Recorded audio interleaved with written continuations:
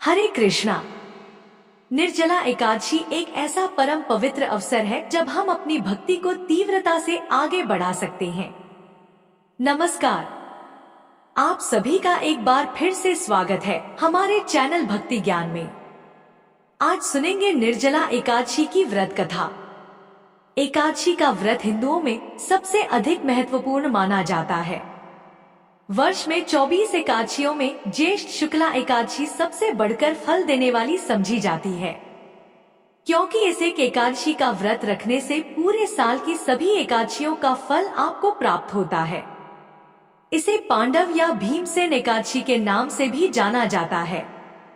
आइए सुनते हैं निर्जला एकादशी की व्रत कथा। एक बार पांडवों में सबसे शक्तिशाली भीम ने व्यास जी से कहा, हे परम बुद्धिमान पितामह, मेरी बात सुनिए। राजा युधिष्ठिर, माता कुंती, द्रौपदी, अर्जुन, नकुल और सहदेव ये सभी एकादशी को कभी भोजन नहीं करते और मुझे भी हमेशा यही कहते हैं कि भीमसेन, एकादशी को तुम भी कुछ नहीं खाया करो। परंतु मैं उन लोगों से यही कहता हूँ कि मुझे भूख बर्दाश्त नहीं होती। मैं भगवान की शक्ति पूजा तो कर सकता हूँ, दान भी दे सकता हूँ, परंतु उपवास के बिना मैं नहीं रह सकता। इस पर व्यास जी ने कहा, हे भीमसेन, यदि तुम नरक को बुरा और स्वर्ग को अच्छा समझते हो तो हर महीने की दोनों एकादशियों को भोजन मत किया करो। भीम ने कहा, हे पितामह, मैं तो पहले ही चुका हूँ, मैं भूख सहन नहीं कर सकता। यदि वर्ष भर में कोई एक व्रत हो तो मैं उसे रख सकता हूँ, क्योंकि मेरे पेट में व्रत नाम वाली अग्नि है, उसे मैं भोजन करके ही शांत कर सकता हूँ।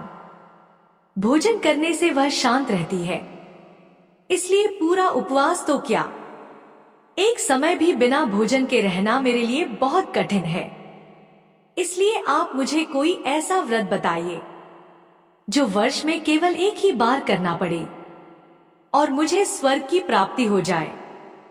यह सुनकर श्री व्यास जी ने कहा, पुत्र, बड़े बड़े ऋषियों ने बहुत से शास्त्र आदि बनाए हैं जिनसे बिना धन के थोड़े परिश्रम से ही स्वर्ग की प्राप्ति हो सकती है।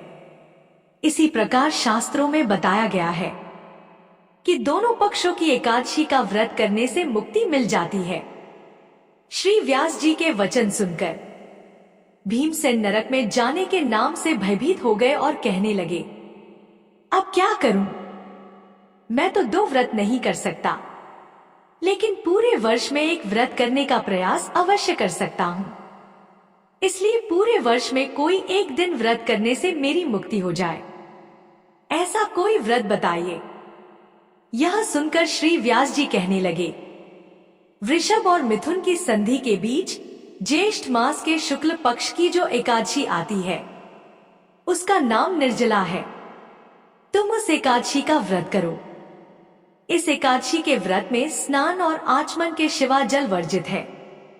आचमन में 6 मुंह से अधिक जल नहीं होना चाहिए, अन्यथा वह मद्यपान जैसा हो जाता है। इस दिन भोजन भी नहीं करना चाहिए, क्योंकि भोजन करने से व्रत नष्ट हो जाता है।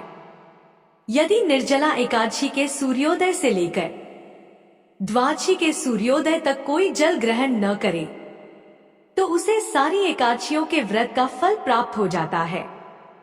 द्वादशी को सूर्योदय से पहले उठकर स्नान आदि करके ब्राह्मण को दान देना चाहिए। इसके बाद भूखे और सच्चे ब्राह्मण को भोजन कराकर आप भी भोजन कर लेना चाहिए। इसका फल पूरे वर्ष की संपूर्ण एकादशियों के बराबर होता है। व्यास जी कहने लगे, हे भीमसेन, मुझको स्वयं यह बात भगवान ने बताई है। इस एकादशी का पुण्य समस्त तीर्थों और यज्ञों से अधिक है। केवल एक दिन मनुष्य निर्जल रहने से उसे समस्त पापों से मुक्ति मिल जाती है। जो मनुष्य निर्जला एकादशी का व्रत करते हैं उनकी मृत्यु के समय यमदूत आकर नहीं घूरते, उन्हें तो भगवान के पार्षद पुष्पक विमान में बिठाकर स्वर्ग ले जाते हैं। अतः संसार में सबसे श्रेष्ठ निर्जला एकादशी का व्रत है। इसलिए पूरे यत्न के साथ इस व्रत को करना चाहिए। उस दिन नमो भगवते वासुदेवाय मंत्र का उच्चारण करना चाहिए और हो सके तो गोदान भी अवश्य करना चाहिए। इस प्रकार श्री व्यास जी की आज्ञा अनुसार भीमसेन ने इस व्रत को किया। इसलिए इस एकादशी को भीमसेनी यमदंड एकादशी भी कहा जाता है। निर्जला व्रत करने से पूर्व भगवान से प्रार्थना करें कि हे भगवान, आज मैं निर्जला व्रत करता हूँ, दूसरे दिन भोजन करूंगा। मैं इस व्रत को श्रद्धा पूर्वक करूंगा, अतः आपकी कृपा से मेरे सभी पाप नष्ट हो जाएं। इस दिन जल से भरा हुआ एक कलश वस्त्र से ढककर दान करना चाहिए। जो लोग इस दिन यज्ञ आदि करते हैं उनका फल तो वर्णन ही नहीं किया जा सकता। इस एकादशी के व्रत से मनुष्य विष्णु लोक को प्राप्त होता है। जो मनुष्य इस दिन अन्न खाते हैं वे चांडाल के समान हैं। वे अंत में नरक को प्राप्त होते हैं। जिसने निर्जला एकादशी का व्रत किया है, चाहे वह ब्रह्म हत्यारा हो, मदिरा पान करता हो, चोरी करता हो या गुरु के साथ द्वेष करता हो, इस व्रत के प्रभाव से वह स्वर्ग जाता है।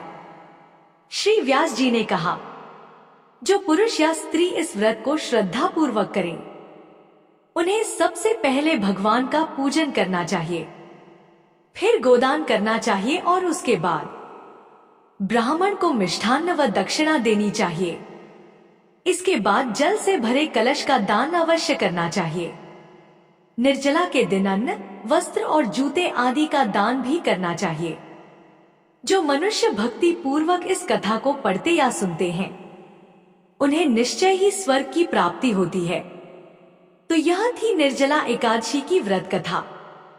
आपको यह कथा कैसी लगी कमेंट बॉक्स में जरूर बताएं और हमारे चैनल भक्ति ज्ञान को सब्सक्राइब करना ना भूलें।